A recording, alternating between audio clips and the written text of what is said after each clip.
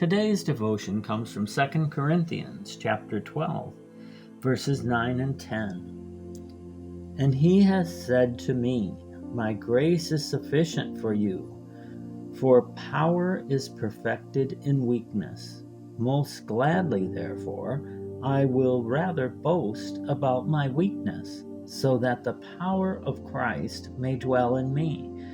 Therefore, I am well content with weakness, with insults, with distress, with persecution, with difficulties, for Christ's sake.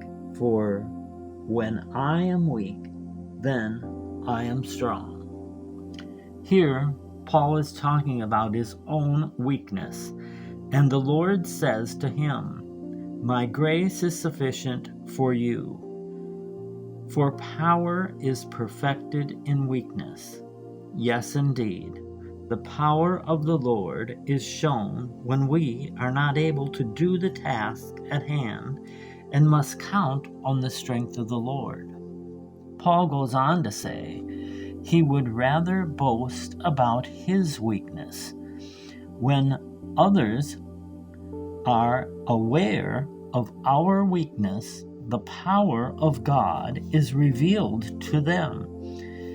He goes on to say that he is content with his weakness, even though people may insult him or persecute him, or it may cause him difficulty.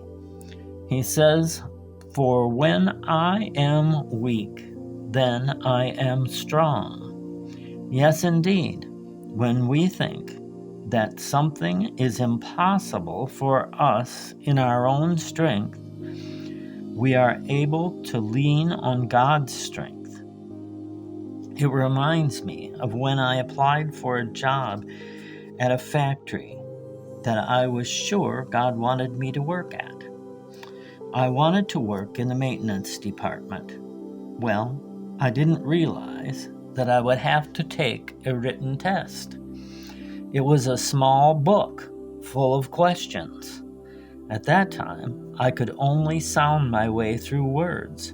So basically, not being able to read, this was impossible. The test was also timed. God, in his strength, is amazing. I was not only able to finish the test, but had time to go over it and check the answers. I will never understand how God did that. Did he speed me up? Did he slow time down? I don't know. But he, in my weakness, showed his power. Oh, and I did well on the test, and I got the job. God's power is available when we are able to listen and follow his lead.